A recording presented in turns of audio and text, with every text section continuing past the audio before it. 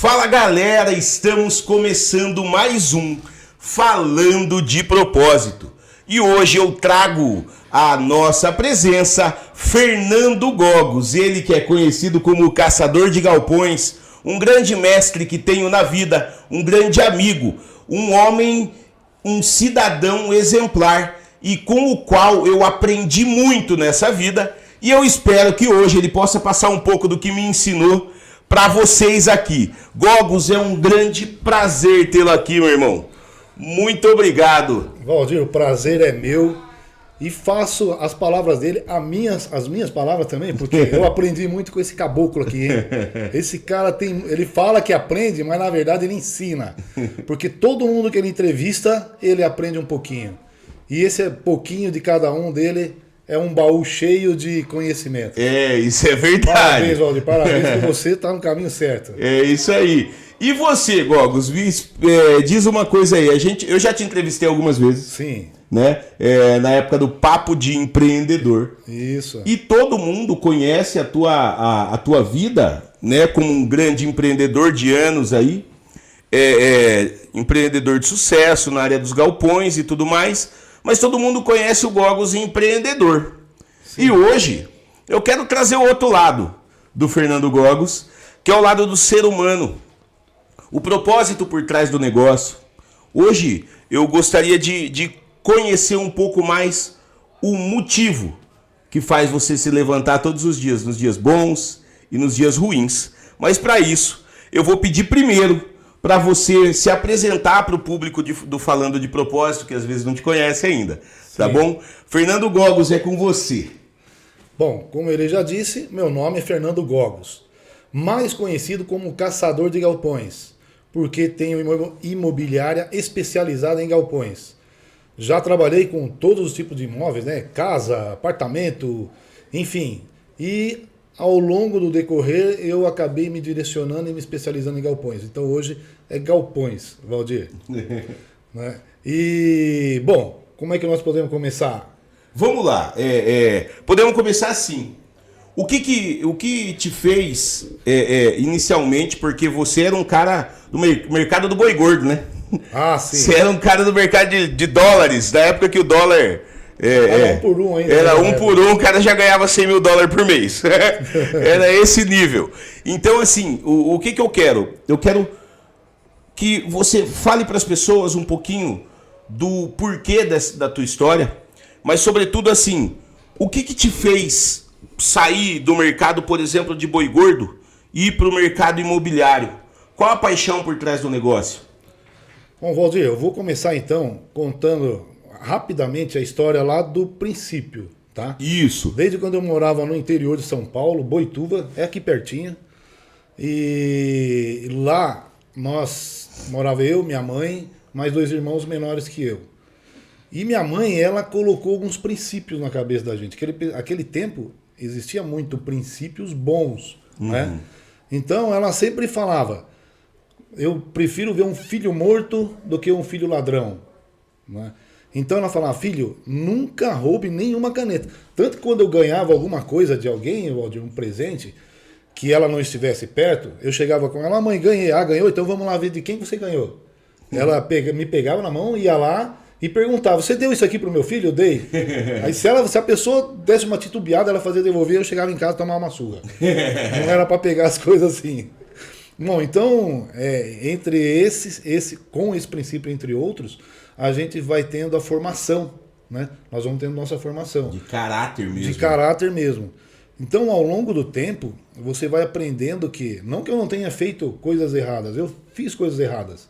Como tentar vender alguma coisa pela emoção. Eu, Valdir, acho errado induzir o cliente a entrar na emoção e fazê-lo comprar pela emoção.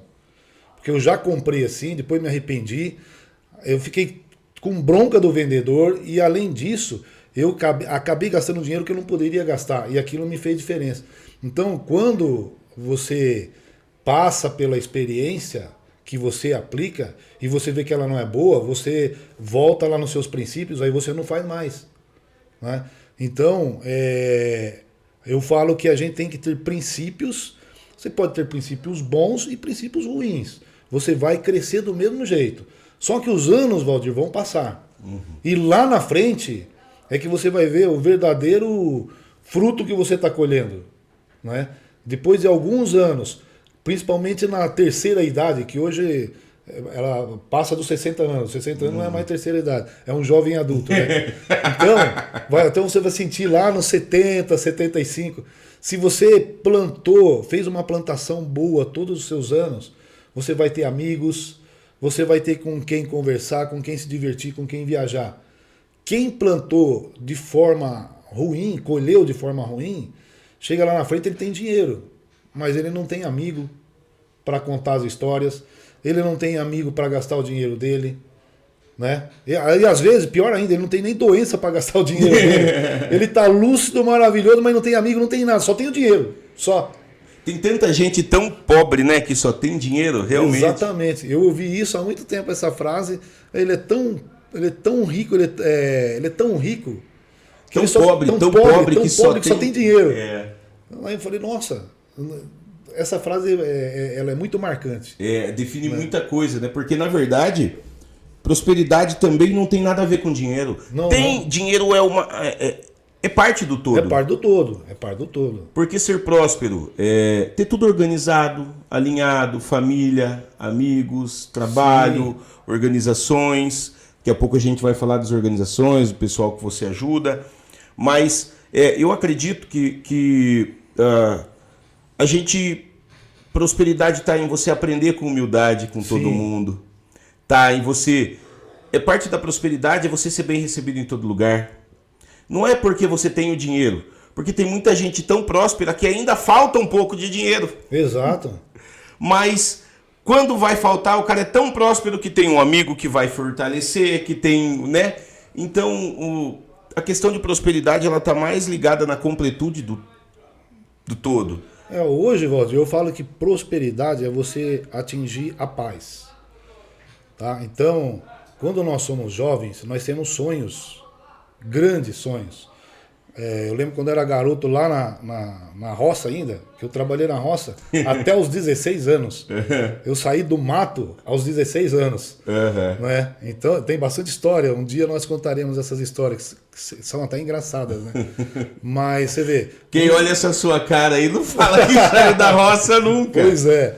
Você vê, um dos sonhos que eu tinha era ter uma casa em condomínio, né? Cheguei a realizar o sonho. Quantas casas teve? O sonho de ter uma Ferrari, já te contei essa história. Então são isso, e a gente luta muito para esses sonhos. E o gostoso é a luta. A hora que você atinge o sonho, terminou uma história gostosa, uma história bonita. Aí você fala, nossa, eu fiz toda essa história para chegar aqui, e agora? Aí você muda o sonho, né? Aí você vende a Ferrari e fala, agora eu quero comprar, sei lá o quê, uma moto. Então você não pode deixar de ter esse sonho. E a gente põe um sonho para realizar pensando que vai encontrar a paz, a felicidade eterna. E na verdade, a paz, a felicidade eterna não está atrás do seu sonho. Do sonho de carro, de casa, de viagem. Não é ali. A paz, você pode encontrar a paz em qualquer nível financeiro e econômico. Se você está no nível 1, lá debaixo da base, você pode encontrar paz. Se você está no intermediário, você pode encontrar paz. Se você está lá em cima, também encontra paz. Só que assim, quanto mais alto, é mais difícil encontrar paz. Porque, vamos pegar um exemplo. Você está dentro de uma corporação. O faxineiro ali, a última base da corporação. Vamos dizer que seja o operário da faxina ali. Quem quer tomar o cargo dele? Quem está desempregado. Só. Né? Quem ainda não entrou na pirâmide. Quem ainda não entrou na pirâmide. Ele só tem um concorrente. Se você subir o nível um pouquinho, já tem esse da base aqui e aquele lá de fora. E assim vai até lá em cima. E lá em cima, todo mundo quer estar lá em cima. Exato. Então, assim, é mais difícil. Quanto mais alto, é mais difícil encontrar paz. É isso. Mas eu acredito, Gogos, que a paz ela não é algo que se encontra. A paz ela é uma escolha. Você escolhe manter a paz mesmo no meio da turbulência. Isso. Você escolhe não seguir as pessoas que não te trazem bênçãos e tranquilidade. Você escolhe aquilo que você vai pensar, você escolhe os conflitos que você vai entrar. Exatamente. Então a paz, ela na verdade, nem é um encontrável. Ela é um direito de escolha. Exato. Você escolhe manter a paz. É isso que dá onde vem aquele ditado: me diga com quem tu andas, direi quem tu és. Exato. Não é? Se você anda com morcego, uma hora você acorda de cabeça para baixo. Pode ver. Você é a média dos caras que andam do teu lado. Exato. E quer ser melhor, andes com um cara melhor que você. Senão, você não tem exemplo. Não, a hora que você for o melhor da equipe, você tá no lugar errado. Estou no lugar errado. Deixa eu procurar uma equipe onde todo mundo é melhor que eu. Senão, como é que você vai crescer? Exatamente. E não adianta, você pode achar que tá do tamanho que for. Sempre tem como evoluir. Sempre tem como melhorar. Besta é quem acha que já tá bom demais. Exato. Não, mas aí é que tá.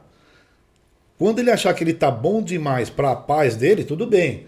Quando ele achar que ele tá bom, melhor que os outros, aí ele tá errado. Aí tá errado. Então a paz, é como eu falei, você encontra ela em qualquer nível econômico e financeiro. Desde que você não queira competir com a paz do outro. Exato. Né? Porque a paz, ela não vem da competição, ela vem da liberação, assim, da necessidade de competir. Exato, da necessidade de competir. Mas com quem você competir? Com você mesmo. Exato. Por exemplo, você pega Hoje, quem é o recordista aí? O Bolt, vai. Ele deve ser o recordista ainda dos 100 metros rasos. O atleta que está começando lá, está lá, no início. Se ele pensar assim, na próxima prova que tiver oficial aí, eu vou bater o tempo do Bolt. É certeza que ele não vai bater, a não ser que ele seja um extraterrestre, sei lá. Ele não vai bater. Então o que vai acontecer? Ele vai se desanimar. Fala, puxa, eu não bati, era o meu sonho, eu não bati. Então ele não tem que competir com o Bolt, ele tem que competir com ele primeiro. Ele tem que bater o recorde dele anterior. De ontem. Aí, hoje ele bate de ontem, amanhã ele tem que bater o de hoje. Depois da manhã, aquele que foi o anterior. Uma hora ele vai chegar no recorde do Bolt. E se ele não chegar no recorde do Bolt, Tudo ele bem chegou também. na maior excelência que ele pode dar na própria vida. Tudo bem também. E tá aí. Ele tem que entender que o limite dele é aquele e ele ficar em paz. Exato. Porque o mundo de hoje, né, nos dá muita opção, a gente vê muita informação e em vez da gente dar valor para o que a gente tem e já para o que a gente é, a gente dá valor pela inveja que tem e admiração do que o outro tem. Do que o outro tem. E não dá valor necessário para as nossas individualidades, né? Você vê, ó, eu tenho aquele aquela minha Pajero TR4. Eu subi ela um pouquinho, adesivei ela e tal. Aí eu sempre vou tomar café lá na Quinta do Marquês, de domingo. E é cheio de carros esportivos lá, né? Ferrari, Maserati, entre tantos lá. Aí um dia eu brinquei assim, ó, eu vou provocar, vou colocar o meu Jeep tudo sujo, cheio de lama, que eu passei numa estrada cheia de lama, tava tudo cheio de lama dos lados. Fui lá e coloquei bem no meio, tinha umas 60 daquelas máquinas ali, super máquinas, e eu coloquei a minha quase no meio ali, sabe? Tinha um espaço ali. Valdir, mas encheu de gente em volta do meu carro. Você vê, porque para eles aquilo era comum, aquele carro deles. E eles se reuniram ao lado do meu, não por causa do carro, mas por causa do que ele proporciona. E é um carro preparado, né? É um carro que você não compra no... Não compra, a emoção você não compra. Exato. Né? Então, o que eu quero dizer com isso? Que todo mundo acha que a grama do vizinho é melhor, né? Exato. Eu, achando que o carro dele era melhor que o meu, não, em termos de carro era melhor, não tem que achar, tem que ter certeza, é melhor. Mas o que proporciona o carro deles, eles já estão assim, saturados já, né? Vamos dizer assim, acostumados. Isso. Daí, o seu é diferente. O meu para eles é diferente. Falam, nossa, a aventura que esse daí proporciona, como é gostoso. Aí você vê um contando, um dia eu fui, um dia eu vou, um dia eu fiz. E é gostoso isso. É a parte legal de você... Você toca daí as pessoas, né? Toca. E o carisma, né? É aquilo que você falou no início, é a humildade. A gente tem que chegar com humildade, tem que chegar com um sorriso no rosto, né? Com os braços abertos. Tudo depende do que você quer, né? Se você quer colher felicidade, amor e carinho, é isso aí que você tem que plantar. É porque eu nunca vi ninguém plantar feijão e colher batata. E não vai ver também. Não tem. Não vai ver também. Não tem, a gente só colhe aquilo que planta. Toda a tecnologia que o mundo pode nos oferecer, nunca vai acontecer isso. Isso, a regra do jogo é essa. Você vai colher aquilo que você plantar. Exatamente. E você vai colher. E não aí, tem opção. E outra coisa, você quer plantar milho, quer colher milho. Se você pegar os piores grãos, você vai colher milho. Se você pegar os melhores grãos, você vai colher melhor milho. Exatamente. Então, quando você plantar, você tem que escolher o que plantar e dar o seu melhor naquela plantação. Mesmo que você escolha, você tem que ainda passar pelo pente fino de escolher os melhores grãos. Você tem que dar o seu melhor. Eu vou fazer isso, eu vou fazer com amor, vou fazer com carinho, eu vou regar, eu vou cuidar, não vou deixar as ervas daninhas invadir. Porque existem ervas daninhas que vêm de todo quanto é lado, Valdir. Vem de lado direito, do lado esquerdo, de cima, de baixo, vem. Então, você tem que estar ali limpando, tirando as ervas daninhas, pondo de lado, cuidando. No mundo, vamos falar a verdade, no mundo business aí, é muito difícil você ver esse nível de conversa que a gente está tendo, por exemplo, porque isso eu queria que você comentasse um pouco, porque talvez, eu não sei se isso já aconteceu com você, mas você, quando começou a ganhar dinheiro de verdade, porque muita gente nem sabe o que é ganhar dinheiro de verdade, né? Assim, muita gente não sabe o que é milhão, eu não sei o que é milhão. O senhor está me ensinando, você está me ensinando o que é ter milhão, porque eu não soube ainda. Mas nesse mundo, as pessoas parecem que elas esquecem o ser humano que está por trás da coisa e elas só olham para o dinheiro. E você já deve ter sofrido muito, porque as pessoas só te olhavam pelo dinheiro que tinha. Eu queria, assim, que você dissesse, em algum momento você se perdeu até você se reencontrar e deixar de dar tanto valor assim para o dinheiro? Sim, Valdir, teve um momento que foi, que você até comentou, o meu melhor momento em termos financeiros foi nas Fazendas Reunidas Boi Gordo. Né? Uma empresa que eu... até antes disso, eu sempre fui um trabalhador comum, né? Como eu te falei, eu trabalhei na roça, fiz o Senai depois, mecânica geral, fui trabalhar nas indústrias, entrei primeiro nas oficinas ali, torno, fresa, ferramentaria em geral, depois fiz curso de desenho, fiz projeto, fui parar na prancheta, e até que um dia eu entrei para a área comercial. Ali mudou o jogo. Ali mudou o jogo. No início, na área comercial, eu passei apertado. Por quê? Uma coisa que o pessoal fala assim, você conversa bem, você é desinibido, você não tem vergonha, você conversa com qualquer um. Então você pode ser bom vendedor disso, vendedor daquilo. E eu acreditei nisso e fui trabalhar nisso. Só que não é bem assim. Não é só porque não tem vergonha, fala qualquer um, é desinibido, que vai ser um bom vendedor. Depois nós podemos até falar como ser um bom vendedor. Mas, enfim, eu acreditei e fui despreparado. E no início, assim, há vários anos, no resultado eu não vinha. Então, muitos momentos eu falei, puxa, por que eu não continuei lá mesmo não gostando? Né? Eu parei em engenharia mecânica no 3º ano porque eu não gostava. Teve um momento que eu me questionei, puxa, porque eu deveria ter terminado. Hoje eu seria um engenheiro, né? Mas talvez um engenheiro porcaria também, né? Bom, enfim, continuei. Depois eu fui aprender que tinha que aprender a vender. E aí eu fui escalando, fui melhorando. E, de fato, quando eu entrei nas Fazendas Reunidas Boi Gordo, foi onde eu atingi meu auge. Né? Teve uma época que eu falei assim para a mãe dos meus filhos na época. Falei, puxa, hoje a gente tem tudo o que a gente quer, né? Vai no restaurante, come o que quer, comia viaja para o país que quiser. Viaja para o país que quiser, tem o carro que quer, tem a roupa, mas está faltando ainda alguma coisa.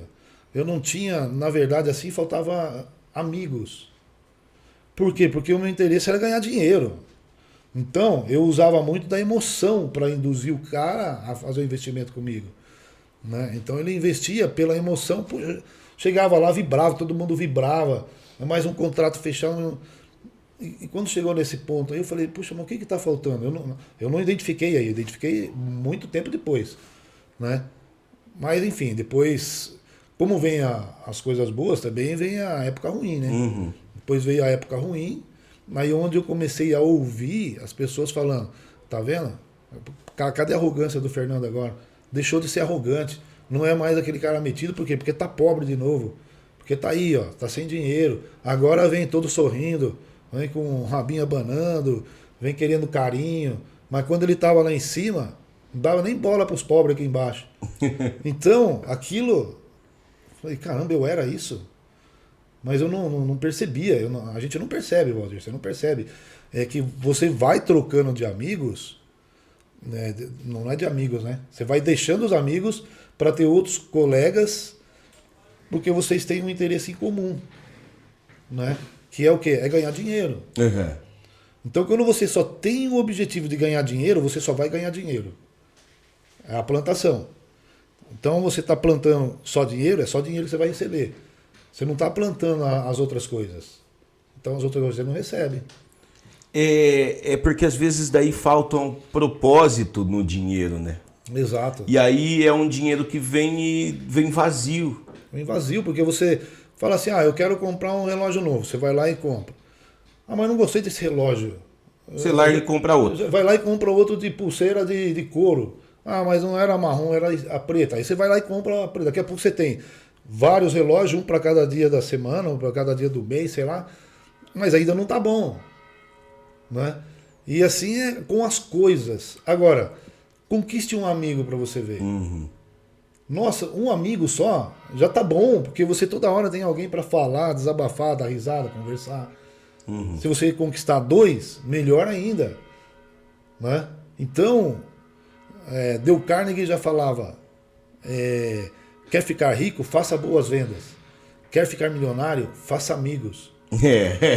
Então hoje eu vejo assim, antes eu tinha dinheiro para ir para qualquer lugar. Hoje eu não preciso ter dinheiro para ir para muitos lugares que eu quero ir, que eu já conheci. Hoje basta eu falar para um amigo assim, olha, tô indo aí para sua cidade aí, vou dar uma passeada aí, quero te ver. Ele fala, não, você vem para ficar aqui na minha casa. Você vê, eu não preciso de dinheiro nem para pagar lá. Muda tudo. Muda tudo. E não é porque não tem dinheiro, é porque o dinheiro já não é mais importante. Já não é mais importante. E quando você tem um amigo que fala, venha para ficar aqui na minha casa, que eu faço questão, você não vai pensando que vai economizar, você vai pensando que você vai fazer alguém feliz e essa felicidade vai voltar para você. E é muito bom ver o quanto quando a gente é bem quisto, né? É maravilhoso, porque isso quer dizer que a gente plantou a semente certa, no solo certo. Exato. Né? Na verdade, o que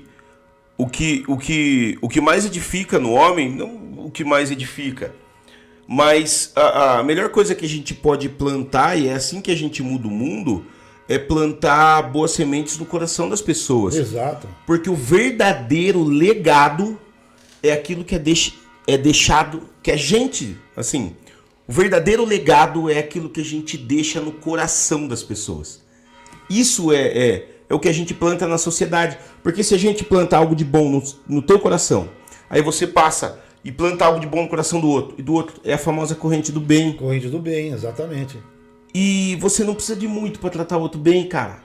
Não, na verdade não. Você não precisa de nada, você precisa só da honestidade de entender que o outro é um ser humano igual a você. Exato. E a gente, é difícil de ver isso. Nossa. No mundo de hoje parece que é, né? Parece que... Eu acho que sempre teve isso, Valdir. É que antes a comunicação era mais lenta, não dava para perceber tanto, né? E antes a pessoa também, ela se preocupava um pouco mais de falar da outra pessoa. Hoje, as pessoas não estão nem aí. Se ela quer falar mal de você, ela fala, e se for perguntar para ela, falei mesmo, e daí? Né? Então, em certo ponto, as pessoas ficaram mais verdadeiras, mas também ficaram mais ousadas. Né? E hoje, eu acho assim, eu lembro, Valdir, que a gente morava aqui no interior aqui em Boituva, no interior, e parte da nossa família morava ainda lá no Paraná, que eu vim do Paraná. Então, naquele tempo, o trem era o meio de transporte que nós mais usávamos. Porque o ônibus era muito caro, então usava o trem. O trem levava 24 horas para chegar lá de Apucarana, daquela região ali, Arapongas, Apucarana. Eu não lembro bem de qual cidade que saía de lá. Para chegar aqui em Sorocaba, 24 horas, certinho. Caraca! Então, e uma carta levava uma semana antes. Então, quando eles vinham aqui para chegar, por exemplo, dia 15 de fevereiro, eles mandavam uma carta lá dia 30 de janeiro. A carta chegava aqui quase no dia de que eles estavam chegando de viagem. Ó, nós estamos chegando aí. Nossa, nós recebíamos uma carta, era uma felicidade. A gente até me emociona, até hoje eu me emociono. Imaginando, lembrando, que abrindo uma carta onde um tio, uma tia falou, nós estaremos aí a semana que vem, tal. Aí a minha mãe já queria preparar, mandava já começar a lavar a casa, desde aquele dia ali já. Era uma tal de lavar a casa, de lavar roupa, cuidar de tudo para receber os parentes que vinham. Quando eles vinham, a gente chorava de alegria, abraçava. E eles podiam chegar, Valdir, qualquer hora. De madrugada. Eles chegavam de madrugada, nós íamos trabalhar. De madrugada, no meio da semana, a gente acordava 1h30 da manhã para recebê-los, ia lá na estação buscar, trazia e ficava conversando, tomava café com polenta frita, que era o que a gente comia antes, e ficava conversando e saía para trabalhar, voltava e queria conversar, passava a noite inteira conversando, saía para trabalhar, voltava. Hoje, e quando eles iam embora, a gente chorava. Eles choravam porque estavam indo e nós chorávamos porque eles estavam indo.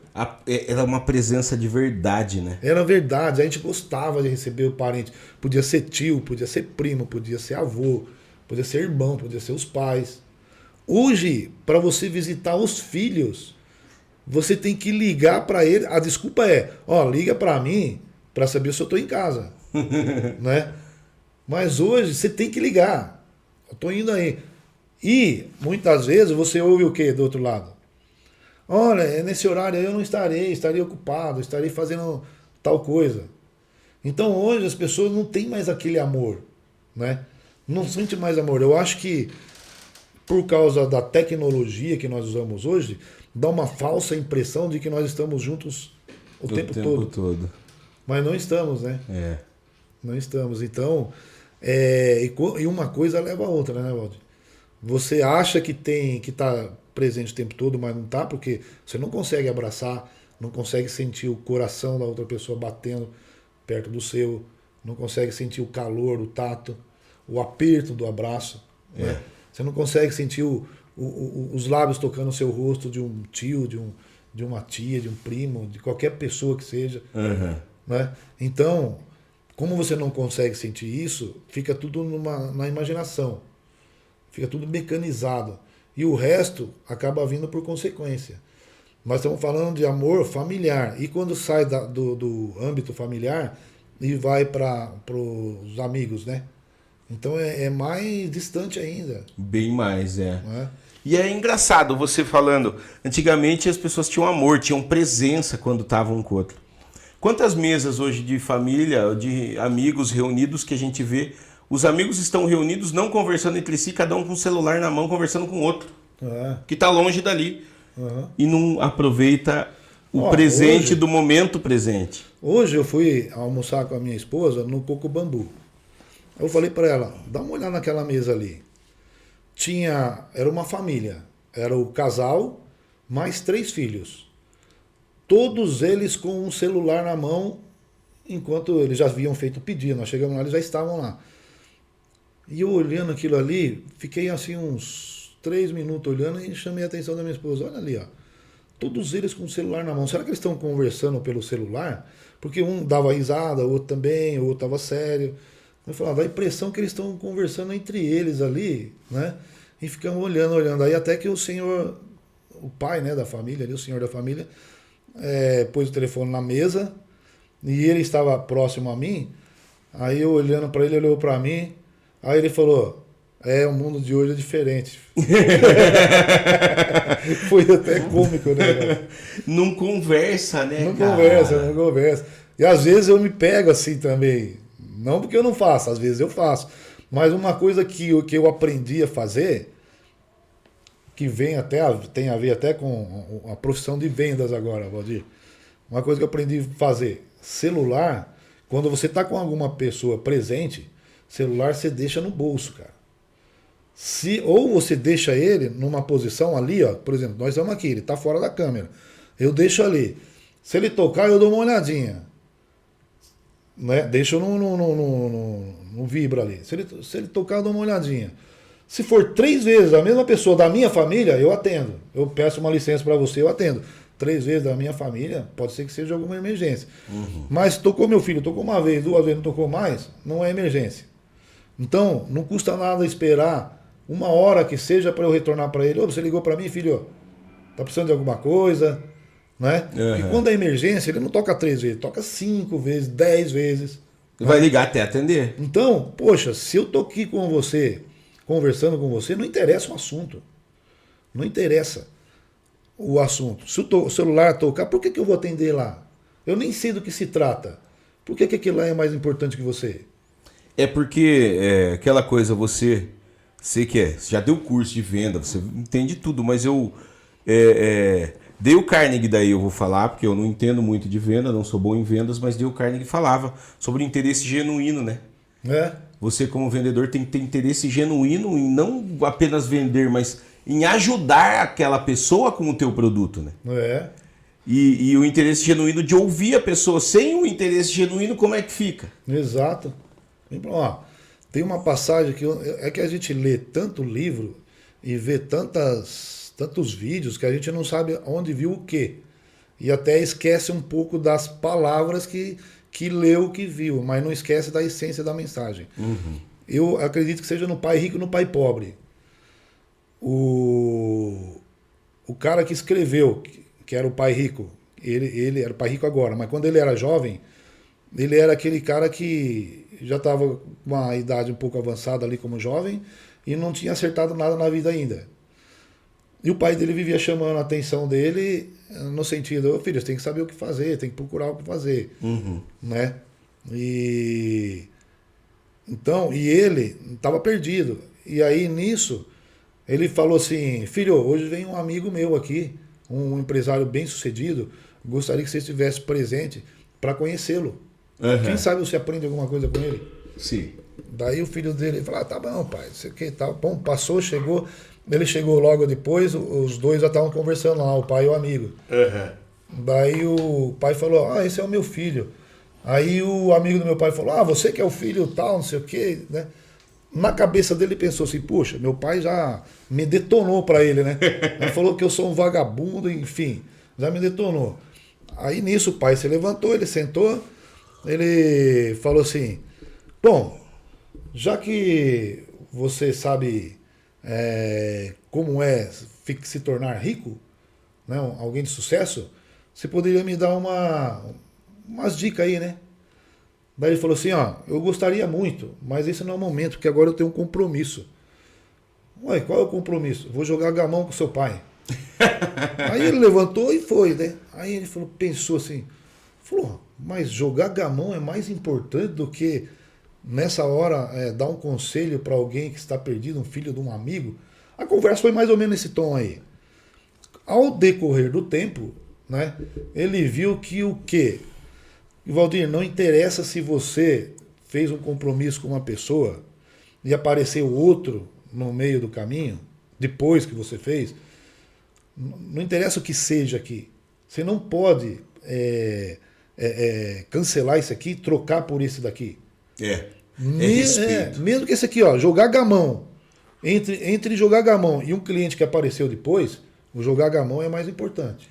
É porque o importante é manter o compromisso que você selou. Exato. É simples. Ninguém é obrigado a prometer nada. Você não é obrigado a prometer nada. A questão é que a partir do momento que você promete, você se obriga a cumprir. Porque senão você está deixando a tua palavra frágil diante da perspectiva do outro. Mas eu só tive que adiar porque apareceu uma outra coisinha. Gente, aparece coisas o tempo todo. A questão é a importância que você dá à sua palavra. Não tem aquele amigo que você fala assim, puxa, esse cara é legal, tal, tá conversando. Tem 2 caras conversando, um é seu amigo. Você chega e ele fala, esse é meu melhor amigo, blá, blá, blá, blá, blá, blá, blá. Ali naquele embalo ali, o cara fala pra ele, vamos marcar um churrasco. Vamos. Você fala, vamos. Sábado pra você tá bom? Tá bom, então lá em casa sábado, bacana. É terça-feira, você marcou pro sábado. Quando chega na quinta, o cara liga pra Valdir, cara, aqui, surgiu um imprevisto aqui, não vou poder ir, cara. Puta, quer dizer, você já não é o melhor amigo dele, é um grande amigo. Tem um amigo melhor que você. Né? Porque ele já trocou você pelo outro. Mas assim, ó, é a questão de palavra mesmo. Não, é palavra, Hoje, tem que cumprir. No período que você era jovem, a palavra valia muito. Valia muito. Era o fio do bigode. E as pessoas respeitavam. Eu já cresci numa época, tenho 35 anos hoje, então cresci dos anos 90. Eu vou perceber o mundo nos anos 2000. E nos anos 2000 eu já via a minha família falando, filho, hoje em dia não é mais como antigamente, que as pessoas respeitavam a própria palavra. Isso quer dizer, respeita a própria honra objetiva, respeita a própria imagem. Porque quando eu falo que ele não é um homem de palavra, eu estou falando sobre a imagem social de uma pessoa. E essas pequenas coisinhas, é aquela coisa, as pessoas não entendem. É nas pequenas coisas que a gente ganha o jogo. É nos pequenos erros que a gente deixa de cometer. Tá tudo certo, todo mundo tá aqui para errar. O importante é quando você aprende com o erro e quando você persiste no erro. Exato. E você vê, ó, que quando você passa os princípios para os seus filhos, minha mãe passou para mim e alguns princípios eu passei para os meus filhos. Esses dias nós estávamos numa festa de família, eu e meus filhos, aí os meus filhos conversando, eu brincando com a minha netinha do lado e eles conversando lá com alguns amigos. Uma das minhas filhas falou assim, ó, o meu pai ensinou uma coisa pra gente. Se você marcou um compromisso, você tem que honrar. Você tem que chegar no horário. Você não pode nem chegar atrasado e muito menos faltar. E também não pode ligar cancelando, a não ser que seja um caso de morte, algo emergencial de fato. Não porque apareceu um outro compromisso.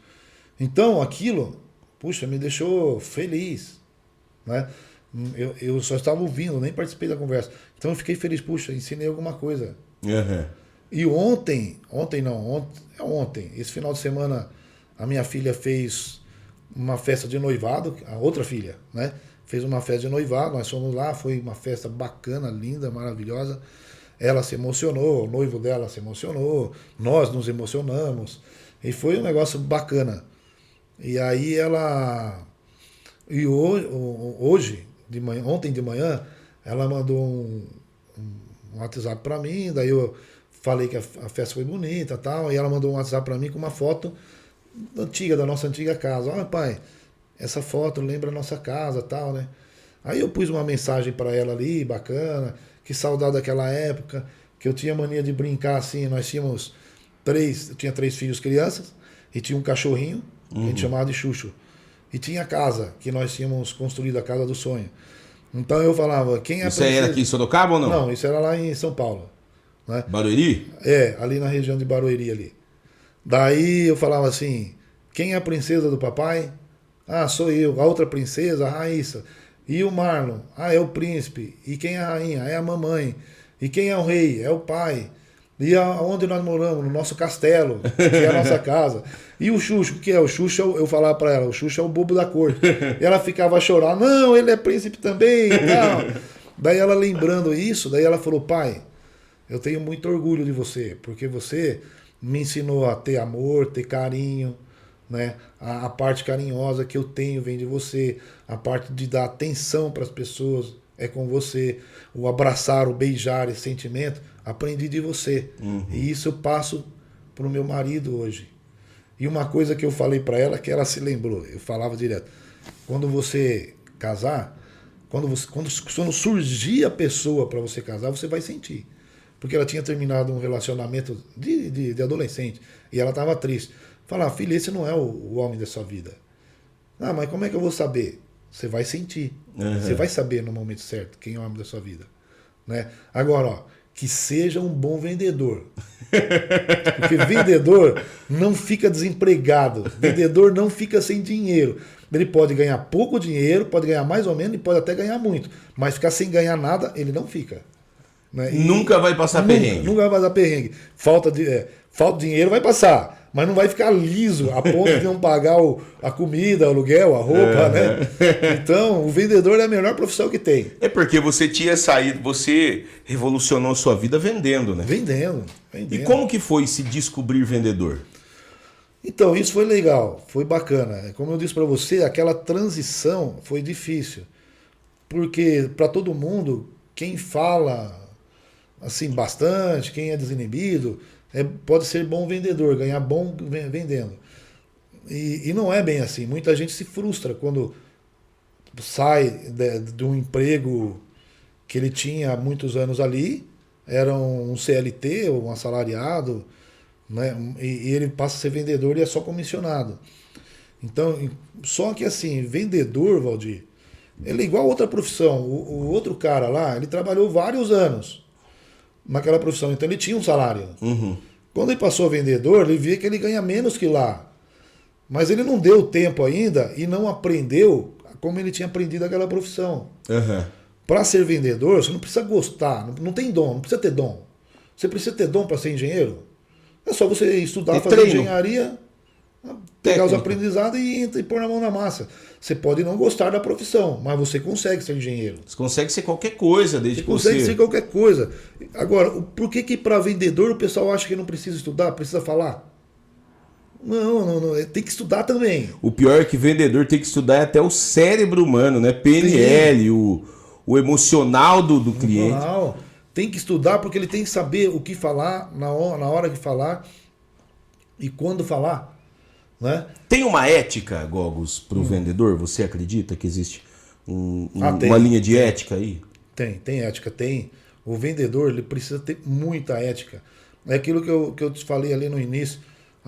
Eu não gosto de vender por emoção. Quando eu falo técnica de venda, é técnica de venda, mas não é para induzir o cliente a comprar na emoção. Tá? Porque quando você faz um cliente comprar na emoção, se ele comprou e gostou, tudo bem. Não tem problema nenhum. Mas se ele comprou por causa da emoção e depois se arrependeu, você perdeu ele e todas as pessoas que ele puder falar, você perdeu. Bem, Porque quando você fala bem, você fala para um, para dois, você fala bem. Aquele cara ali me vendeu isso, ele é um bom vendedor. Ou bem de qualquer coisa. Me vendeu um ótimo produto, fez um baita negócio. Você vai falar de um restaurante, você fala bem de um restaurante para uma, para duas pessoas. Né?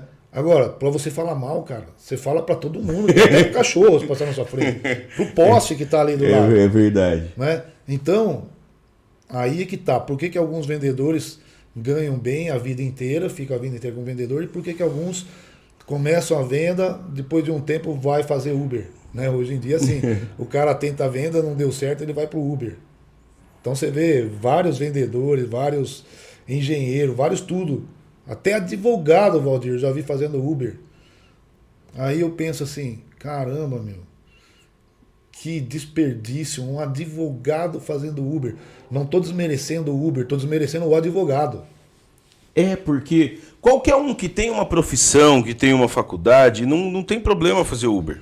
A questão é que muitas vezes tá certo que a advocacia ela demanda um tempo para você ter um giro, isso é um fato, mas demonstra que você investiu pouco naquilo que você talvez... Investiu pouco, o cara só fez a faculdade. Ele não foi a fundo, ele não estudou, ele não pagou o verdadeiro preço para ter sucesso. Porque sucesso você tem que pagar com muito suor, não é pagar com dinheiro. É pagar com resiliência, é pagar com suor, é pagar com dedicação, é pagar com sono, é pagar com paciência. Exato. Esse é o verdadeiro preço do sucesso. Quando o cara fala assim, ó, eu era advogado e hoje eu não sou advogado, o que você faz? Eu faço tal coisa, eu faço Uber, mas eu sou bem sucedido. Né? Hoje eu tô ganhando mais, eu tô mais feliz, eu tô mais tudo. Não, tudo bem, não tem problema nenhum. Mas quando o cara fala, viu, eu vim para Uber porque eu não tinha o que fazer. Não é bem assim. Você tinha. Você tem várias escolhas do que fazer. Você tem uma profissão maravilhosa na mão. É. Né? Então você tem o que fazer. Aqui você tá achando difícil fazer. Mas, por exemplo, tem um colega que formou-se em Direito, sagrou-se advogado, passou na OAB. E aí ele foi muito inteligente. Ele fez Uber por 6 meses. Mas ele era advogado trabalhista e INSS. É. Ele fazia Uber para dar cartãozinho. Aí, ó, tá vendo? Aí ele fazia a estratégia. É. Aí não era uma questão monetária. Não, aí, Valdir, era uma questão de estratégia dele. Porque ele falou, muita gente na internet, muito tal, tô começando agora, eu preciso do tete a tete. Quer um tete a tete melhor? Porque todo mundo no Uber tem um BOzinho jurídico que se ele tem um advogado ali, ele vai consultar e você já dá o cartãozinho, o cara já liga. Você vê, mas aí é o lado empreendedor. Exato. Né? Ele está investindo no empreendedorismo. Isso. Ele falou, pô, o tempo que eu vou ficar aqui esperando um cliente aqui de papo pro ar, eu vou buscar. Exato. Então foi onde ele pegou, achou a ideia e foi. Tanto foi que buscar o que tirou ele do Uber foi os 2 primeiros clientes fixos que ele fechou dentro do Uber. Aí, ó, tá vendo? A estratégia, estrategista. O que não pode é o cara falar assim, eu não consigo... entrou a palavra advogado aqui, mas eu podia ter falado engenheiro, tá? Eu poderia ter falado médico, poderia ter falado outra profissão. Mas assim, o que o cara não pode... Isso é pensamento meu, Valdir. De repente alguém que vai estar ouvindo vai estar falando que eu estou falando besteira. Isso é o que eu penso. E uma coisa que eu aprendi ao longo da vida é respeitar o pensamento, a liberdade de pensamento do outro. Isso. Então assim, o cara que se dedicou a ser aquela profissão, seja advogado, seja engenheiro, seja qualquer profissão. Ele foi lá, estudou, tentou, não deu certo. E vai pegar uma profissão que é menor que a dele e falar que foi a única opção que ele teve. Porque... Aí eu fico, assim, com o coração um pouco triste, porque não é verdade. Ele não lutou. É preguiça. Se ele falar assim, deixei de ser advogado porque eu não gosto, aí tudo bem. Porque eu deixei de ser desenhista porque eu não gostava. É uma conversa. Fui trabalhar de vendedor, fiquei anos patinando e todo mundo falava, mas como nesse meio caminho, Valdir, eu fui trabalhar de segurança do presidente da Roche. Dei a minha carteira lá para... só porque não falamos para todo mundo. Isso aqui é boxeador também, viu? Isso aqui dá uma porrada veaca, viu? Já testemunhei, já até machucou a mão.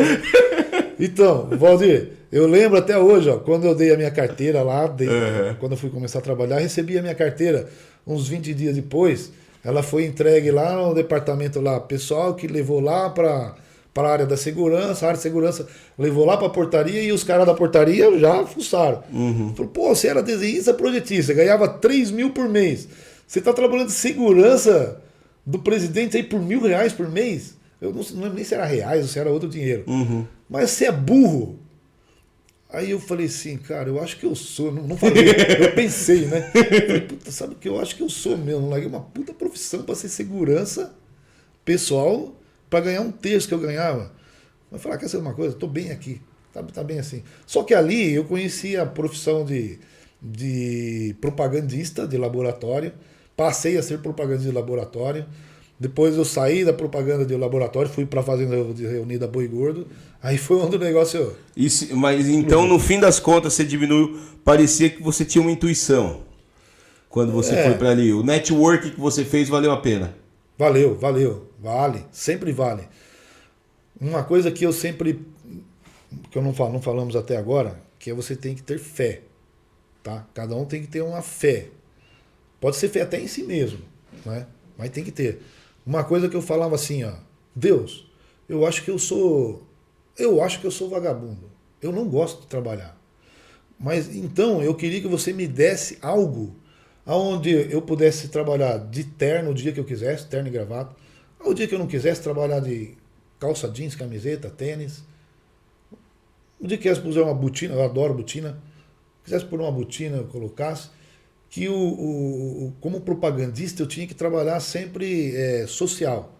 Camisa, calça, sapato, né? E estudava muito. Então eu falava assim, e quero que ganhar bem também. Quero ganhar bem também. Depois eu falava, que pedido absurdo que eu dei para Deus. Acho que não existe isso. Não, mas aí eu ouvi uma frase em algum lugar assim, tudo que um homem é capaz de pensar é possível realizar. Não, então se eu pensei isso é possível. Então, Deus, é isso que eu quero. Eu passava todos os dias na igreja e pedia, até que veio as fazendas reunidas Boi Gordo. Tinha dia que eu usava roupa de cowboy, porque vendia boi, né? Tinha dia que eu usava terno, ia visitar um advogado, um médico, eu ia de terno, gravata. Eu ia visitar um trabalhador, dono de um comércio comum, uma padaria, uma oficina. Eu ia de tênis, de calça jeans, camisa, né? Então, e eu ganhava bem, e veio tudo aquilo que eu pedi para Deus, né? Depois, ao longo do tempo, por isso que eu cheguei a ser corretor de imóvel. Depois que a Boi Gordo acabou, fui fazer várias outras coisas, né? Até que um dia eu falei assim, Deus, eu te pedi uma vez, mas eu quero de novo. Aquele mesmo pedido. Eu não preciso Você já viu que dá certo? Eu não preciso ficar repetindo o que é, que o senhor já sabe. Mas eu ia na igreja todo dia, eu falava. Mas ele falou assim, porra, meu, vai ser corretor de imóvel, porra. Você é burro, você não está enxergando? Pode ser, posso ficar rico, eu posso nunca ficar rico. Mas como corretor de imóvel, qual é o produto, Valdir, que você pode sair hoje, vender e receber 100 mil reais de comissão, 200 mil reais de comissão. R$1 milhão de comissão, dependendo do galpão. Dependendo, tem corretor ali, ó. Agora eu vou fazer uma propaganda na Coelho da Fonseca. Trabalhei lá. Fantástica imobiliária. Fantástica. Esse daí é na Paulista, não? Não, ela tem. Hoje acho que ela tem umas 6 ou 7 lojas. Só nos bairros, principais bairros de São Paulo. Os bairros dos metros quadrados mais caros que tem. Eu trabalhei ali em Alphaville, depois fui trabalhar lá em Alto de Pinheiros. Bom, lá é comum um corretor lá tirar 100, 80 mil de comissão assim no mês. Isso é comum, tá? Tem os que não ganham nada também, lógico que tem. Quando fala que não ganha nada, ganha pouquinho, assim, 10 mil, essas coisas. 10 mil é pouquinho, viu? Aqui tem dinheiro. Não, lá lá na Coelho da Fonseca. Né? Quer ser um corretor bem sucedido? Não estou ganhando nada porque nem tenho mais contato com eles hoje. Coelho da Fonseca, a melhor imobiliária que eu conheço quando se fala de produtos de alto padrão. É lá. Então, aí Deus falou isso para mim. Vai vender imóvel, vai ser corretor, cara. Eu falei, puta, tem um start assim, mas caramba, é verdade. E aí eu fui fazer... É porque o networking que você tinha com os milionários do boi... Ajudou. Exato. Alguns me ajudaram, sim. Então daí foi quando eu fui fazer, tirar o Cresce. Mas pensa que foi fácil, Valdir? Não foi. Nessa época eu estava inserido naquele mundo do marketing multinível. Eu fazia aquelas palestras de marketing multinível. A cada 6 meses, 10 meses, você tinha que trocar de produto. Porque o marketing multinível ganha dinheiro na adesão. Quando aquela curva da adesão começa a diminuir... tem que levantar outro produto. Você tem que sair dali e levantar outro. Você rodava o Brasil com isso? Ah, bastante. Eu ia bastante pro sul, né? Santa Catarina, Rio Grande do Sul, Paraná, São Paulo, um pouco também para Minas, Rio de Janeiro. A gente sempre estava correndo assim, fazendo palestras, né? Para trazer o pessoal. Entendi. Marketing multinível. Esse aí ainda existe? Tem alguma hoje tem né? muito pouco, né? Tem muito pouco. Hoje não, aquele tipo de reunião não, porque o WhatsApp veio, mudou muita coisa, né? Uhum. O WhatsApp, o Instagram, mudou, as mídias sociais mudaram. A forma de captação. A forma de captação mudou. Hoje você vê a mesma coisa aí nas redes sociais. Mas tem ainda gente que chama, vamos lá para uma reunião para você ver de negócios. Falou em reunião de negócios, então você já falou, é marketing multinível. Sobre o que é? Se a pessoa te convida para uma reunião de negócio, mas não fala o que é marketing multinível. Mas tem gente que fala, vamos lá para uma reunião de negócio, qual que é o BNI? Pô, bacana. BNI é um negócio que é fantástico. Uhum. Né? Reúne empresários de vários segmentos. Não sei te falar direito como que é. Eu sei porque eu conheço pessoas que participam. Reúne empresários de vários segmentos e todos eles se ajudam fazendo negócio. Né? Então, eu sei que é muito bom. Isso eu sei. Então, mas fala o que é. Você entendeu? Vamos para uma reunião de negócio. O que é essa reunião de negócio? É o BNI. Se deu nome para a reunião, pode ir que é legal. Não que o marketing multinível não seja. Porque eu aprendi muita coisa ali. Mas o marketing multinível é uma forma de escalar negócios. Tem gente que gosta, tem gente que não. Tem gente que chama de pirâmide, depende. Se tiver um produto, não é pirâmide. Mas eu nem entro nesse mérito. Eu acho que cada um ganha dinheiro como consegue. O que importa, no fundo, é o propósito do porquê ele está fazendo aquilo. Exato. E, por exemplo, hoje...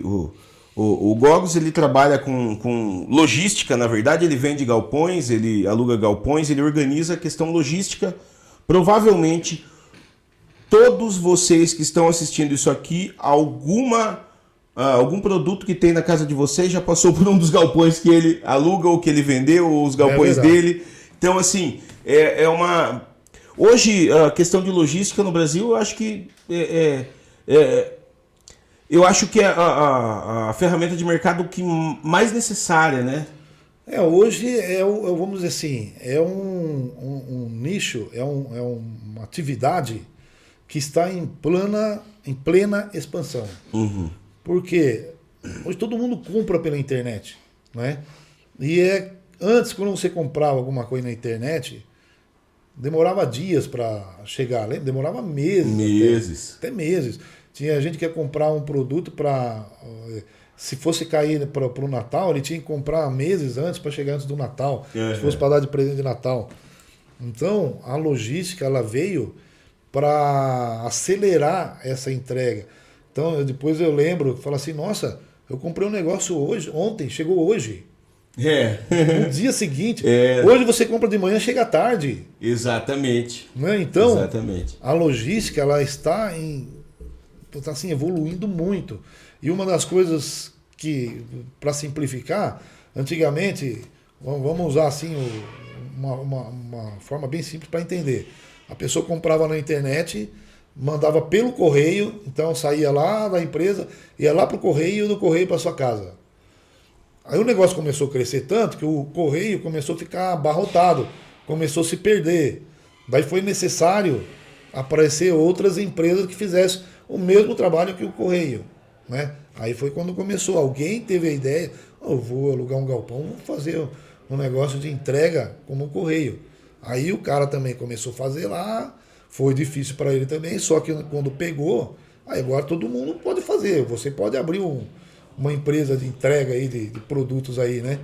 E aí consegue-se entrar nesse mercado. Uhum. Então hoje, o que tem de galpão, é preciso do galpão lá na beira da estrada, para chegar aquelas carretas enormes, né? Aqueles bitrem, entrega lá aquele galpão lá na beira da estrada, lá na beira da Castelo Branco. Mas da Castelo Branco, ele distribui em vários galpões menores em pontos estratégicos dentro da cidade. Uhum. Então daí vem os caminhões menores trazer. E desses galpões que estão no meio dos bairros, entram aquelas pequenas vans, aqueles carrinhos menores que pegam lá e vão levar para as casas dos compradores. Então, onde tiver gente, vai precisar de um galpão para alguém ir lá estocar e entregar. E é muito louco. Como que essa história de galpão chegou na sua vida? Não é papo de empreendedor, gente, mas é que é uma história muito engraçada e muito gostosa de um momento um pouco mais difícil, né? De que você conseguiu... E não é nem inveja, né? Porque a história que você fala do cara que chegou com o carro que você achava que era do comprador e era do... Conta aí pra gente. Foi muito, muito engraçado. Bom, primeiro assim, como é que eu entrei para os galpões? Eu tinha uma imobiliária e tinha lá os corretores. Veio a pandemia, tivemos que fechar as portas. Por causa da pandemia, as ferramentas de trabalho aí, elas evoluíram. Né? E quando voltou, os corretores que trabalhavam comigo, cada um estava trabalhando no home office. Todo mundo aprendeu a trabalhar home office. Isso no mercado em geral. Uhum. Mas durante a pandemia, ficava difícil levar cliente para ver apartamento, casa, porque caiu muito. Né? Então, o que aconteceu? Se foi coincidência ou não? Uma pessoa me ligou querendo ver um galpão que estava no meu site. Eu fui lá, mostrei, alugou. E era assim, naquela época, Valdir, o preço médio do aluguel, dos apartamentos que eu alugava, era R$1.000. Pouco mais, um pouquinho menos, mas a média, R$1.000. Aí eu aluguei um galpão que me deu R$30 mil. Falei, caramba, meu. Eu aluguei um... E aí, ó, eu tinha que levar, para cada imóvel, cada apartamento, tinha que levar uma média de 10 clientes para fechar um. Olha quanto que eu já trabalhava levando. Agora, fazendo os 30 no mês, eu teria que fazer 30, um por dia. Então seria 10 visitas por dia para tirar um por dia, né? E para tirar 30 alocação por mês, então seriam 300 visitas. Eu não conseguiria fazer isso, eu teria que ter uma equipe. Uhum. Então, no final do mês, a imobiliária ganhava 30 mil reais, só que tinha que ser diluído entre todo mundo que trabalhava ali, porque cada um que teve a sua participação levava a sua parte. Então não me sobrava os 30 mil reais, sobrava bem menos da metade, né? Porque metade praticamente ficava para os corretores, a outra metade ficava nas despesas da imobiliária e sobrava, sei lá o que para mim. Daí o que aconteceu? E eram 30 contratos, 30 vistorias, 30 pessoas que eu tinha que fazer 30 laudos. 30 laudos, exato. Tinha que fazer 30 contratos, 30 pesquisas de 30 nomes. Quando não dava errado era mais um. Então, quando eu peguei e aluguei o galpão, eu fui, daí deu certo, aluguei, falei, bom, então vou pegar os dados para fazer o contrato. O dono do galpão, não. Eu tenho o meu jurídico que faz. A sua parte se encerra aqui. Falei, ué, não vou precisar fazer contrato? Não. E a vistoria? Não. Isso é nós que fazemos. Aí outra empresa também, não. É o meu jurídico com o jurídico dele. É o jurídico da empresa que está alugando com a empresa que é dona do galpão. Falei, nossa, eu não vou precisar fazer nada. Será que eles vão me pagar? Pensei comigo. Aí eu fiquei aguardando e tal. Passou, deu o tempo certo e recebi de boa. Falei, nossa, não fiz nada. Deus, obrigado por senhor ter me batido na cabeça, pô, pra ver, enxergar isso aqui. Daí, dali pra frente, eu falei, vou querer alugar só galpão. Pra poder andar sossegado. Não, hoje eu não preciso fazer vistoria. Um ou outro eu faço, mas a maioria é jurídico com jurídico. E acabou. outra, o tamanho dos negócios que você se insere, né? É outra. A linguagem é outra. Só que eu mudei completamente também o meu perfil de atendimento, né? Porque a linguagem é outra. Tinha cliente, Valdir, que tinha assim, a gente tinha lá 15 apartamentos de um determinado proprietário lá, 15, 20, 10. E ele mandava tudo pra gente lá, ó, comprei mais um apartamento, põe aí para alugar. Ou vender, né? Aí quando eu passei a trabalhar só galpões, aí eu cruzei um que tinha galpão também. Um desses clientes que tinha vários apartamentos que a gente trabalhava, ele tinha galpão também. Aí ele me passou o galpão, aí eu trabalhei. Aí cruzei outro, mesma coisa. Falou, por que vocês nunca falaram para mim do galpão? Não, galpão é diferente. Não adianta pôr galpão lá onde tem esses corretores de casa, de apartamento. Os caras não entendem nada.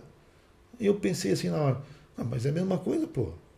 Mas não é a mesma coisa. É outra, a conversa é outra. É outro cliente, outra pegada, outra parada. O mesmo cliente que aluga um galpão para a empresa dele, se ele for alugar uma casa, ou compra, né? Eu estou falando alugar porque é o que mais acontece. Então, aquele mesmo cliente que aluga um galpão, ele é diferente se ele for alugar uma casa. O galpão é para a empresa dele. A casa é para a família. Então, são coisas bem distintas. E a questão de galpão é uma questão mais... realmente o cara está pensando na logística, né? Na parte técnica, logística, empresarial. A empresa dele tem que caber ali. Não importa se é pintado de azul, verde, se está de frente para o sol, de costa para o sol, sabe? A empresa dele tem que caber ali e ela tem que dar lucro. Agora, lá na casa, a família tem que gostar, o cachorro tem que gostar, tem que viver bem, sabe? Então, é outra venda. Tanto que aqui, maioria das vezes, quem decide é o patrão, é o homem. É esse aqui que serve e acabou. A mulher nem vê, nem sabe o que está acontecendo. Agora casa. Lá, quem decide... Casa é a mulher. O homem não apita nada. Ele só fala, tá bom, eu vou pagar. O homem assina o cheque às vezes. Só assina o cheque. Cara. E é isso. Gogos, eu queria que você falasse para mim aí...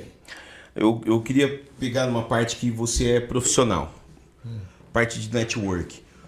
Qual a importância do network para o ser humano no mundo moderno hoje? Olha, não é só hoje, Valdir. Sempre foi importante. Sempre. E hoje nós estamos vendo...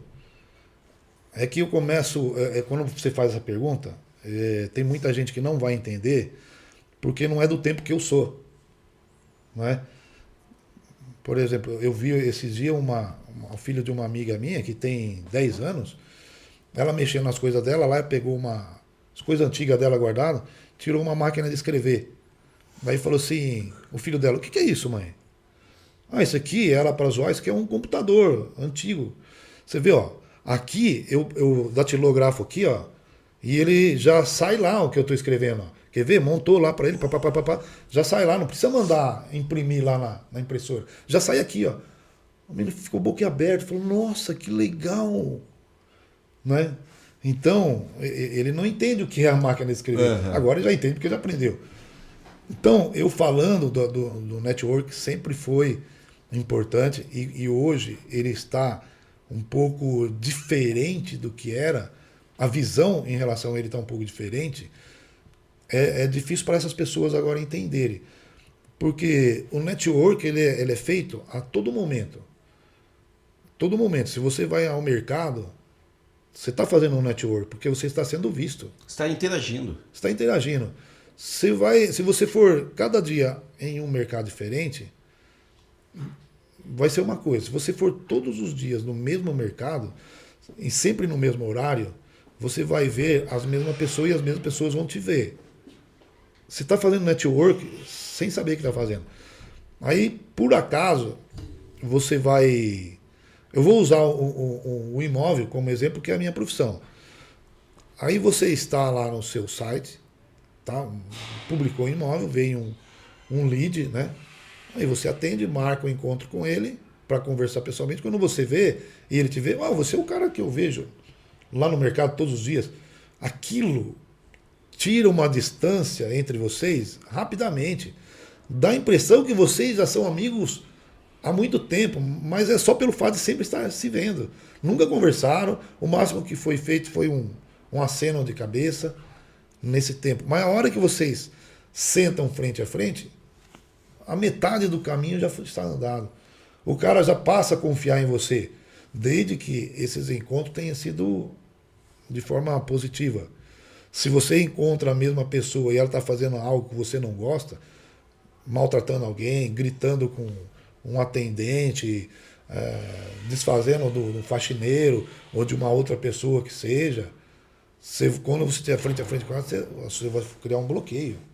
Você fala, essa pessoa trata mal os outros porque ele se sente o rei. Então o network ele está em todo lugar. A hora que você pega o Uber, né? Uhum. A hora que você vai tomar um café na padaria, a hora que você entra numa empresa, o porteiro vai anunciar o seu nome, ele pergunta.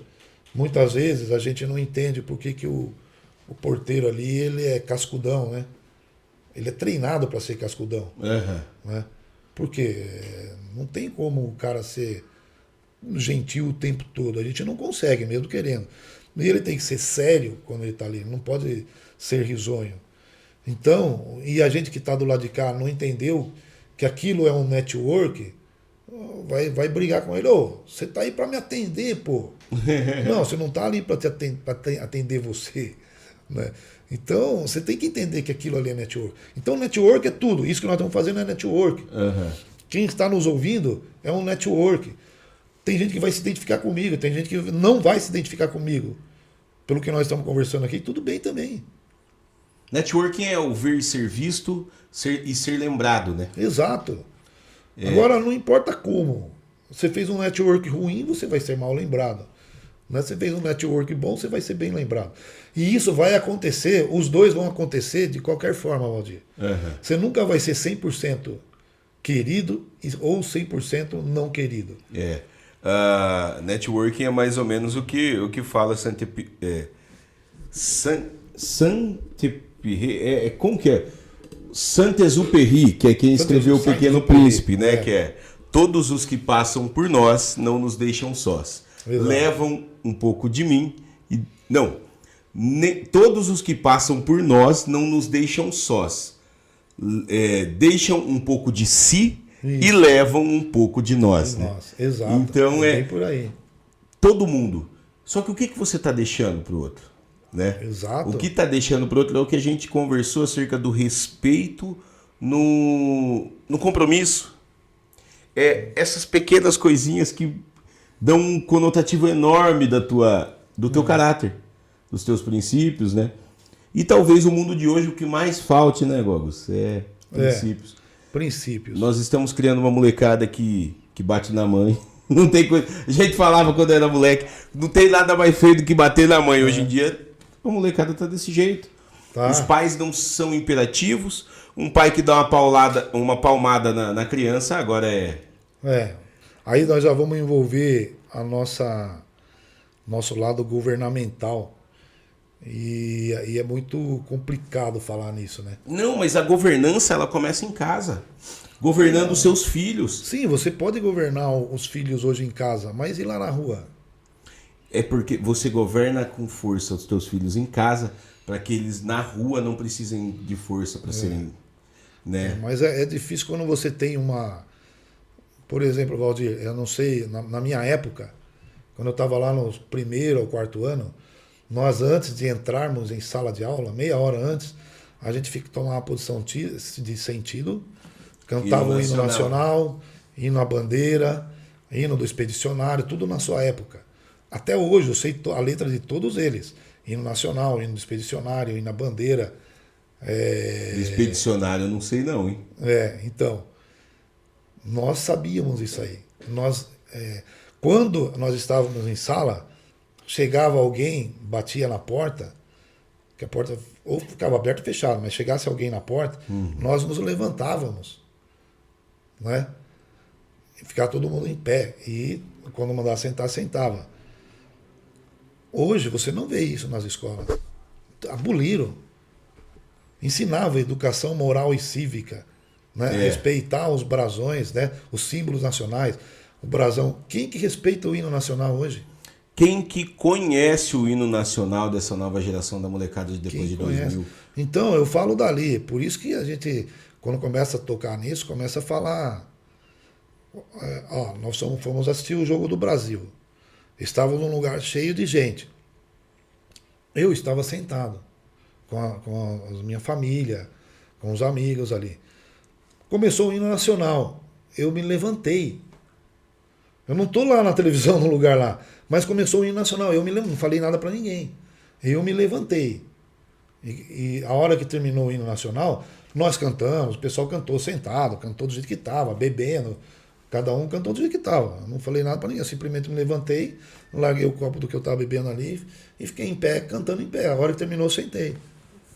Pô, terminou. É a reverência. Terminou. Alguns vieram zoar comigo ali. Ô militar. Por que militar? É só militar que ainda tem esse bom exemplo, né? Aí veio uma pessoa lá, um senhor lá, ele falou, parabéns, cara. Há muito tempo que eu não via alguém respeitando o nosso hino nacional. Então você vê que você está sendo visto. Sempre está sendo visto. E quais os atos pelos quais está sendo visto? E você vê, eu fiz um ato que eu acho o certo. Mas eu ouvi mais críticas sarristas denegrindo do que abençoando. E uma só falando que eu estava certo. Mas é porque a sociedade de hoje, né, Gomes? Tem uma água aí? Tem sim. Tem água aqui?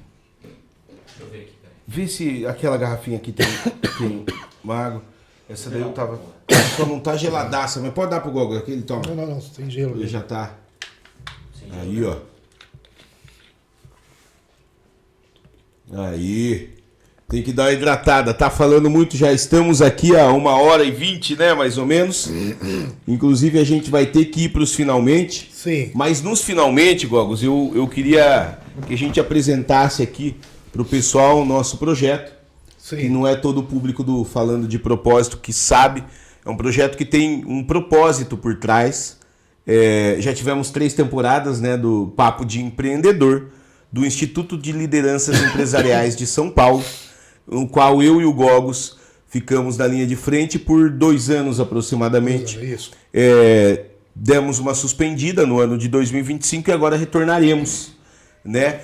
Você, amigo e amiga empreendedores que quiserem se inscrever para que nós façamos a entrevista com vocês. Agora a gente faz uma roupagem nova e é para isso que eu trouxe o Gogos aqui também, além de conhecerem a história dele. Gostaria de convidá-los para essa nova temporada que vai acontecer, provavelmente comece agora, inaugure agora em agosto, tá? Estrearemos agora em agosto.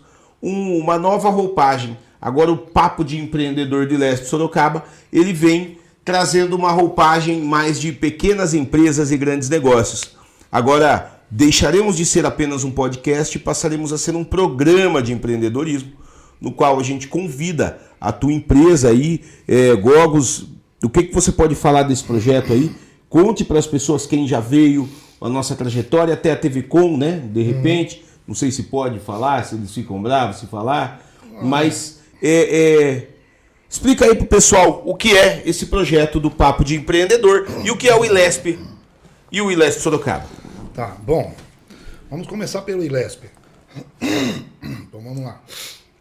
O ILESP quer dizer Instituto de Lideranças Empresariais de São Paulo.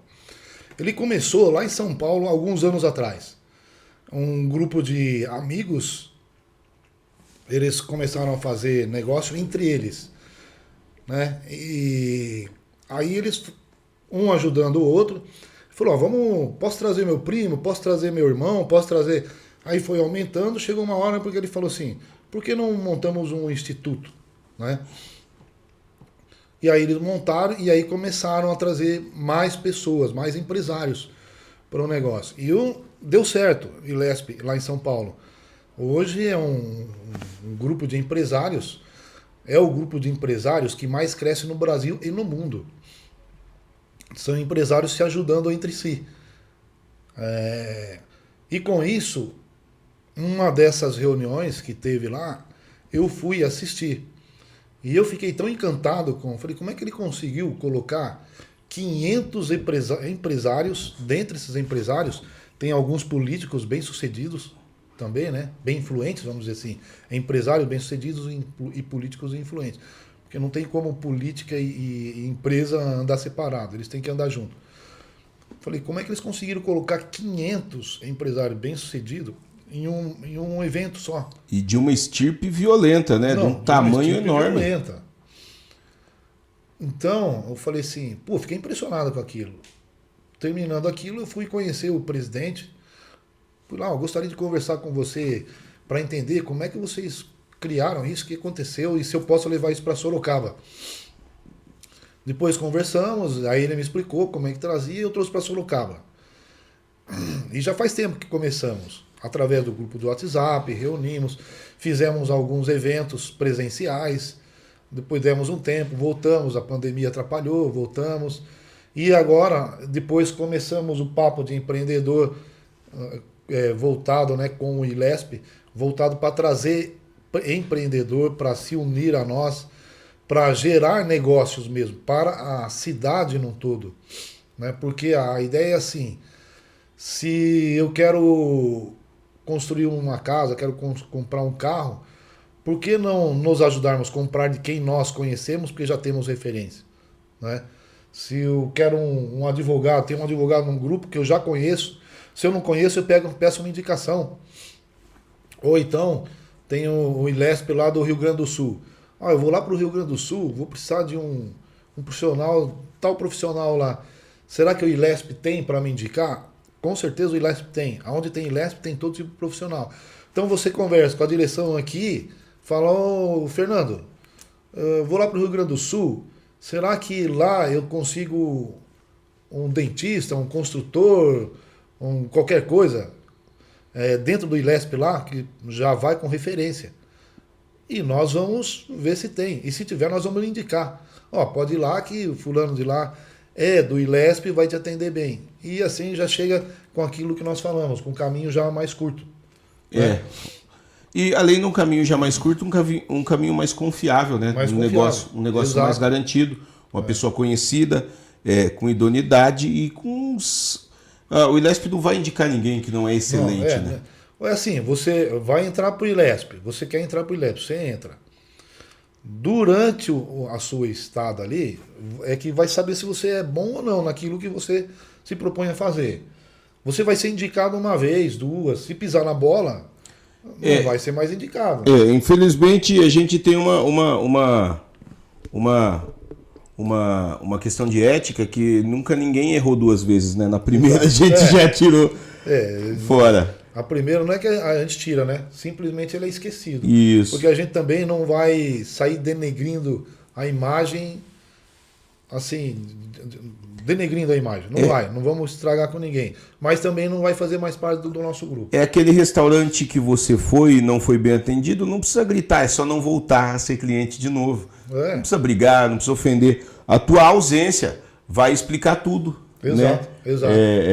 Para eles. Então, o ILESP é isso. Agora eu queria que você comentasse um pouquinho do Papo de Empreendedor e convidasse o pessoal para a partir de agosto. Isso.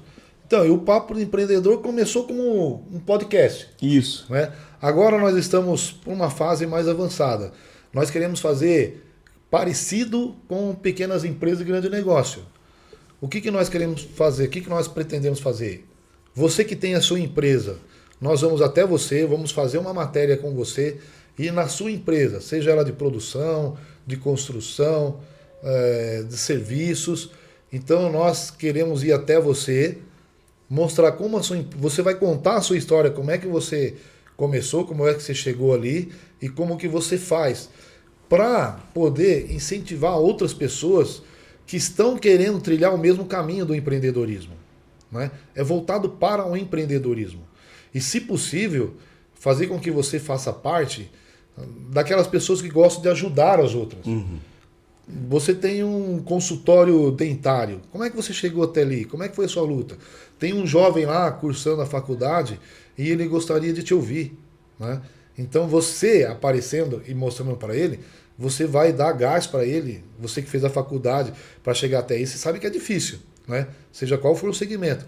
Então você vai dar gás para ele, você vai dar motivo para ele continuar a jornada dele. E quem sabe, lá na frente você vai dar a chance para ele começar o trabalho profissional dele. E essa é a intenção do ILESP. Tá? E gerar negócios entre todos nós que estamos ali dentro. E é isso. Então, a gente já chegou no tempo, deu 1h31 agora, então precisamos começar o encerramento, Gogos, e aquela típica pergunta minha de fim de episódio.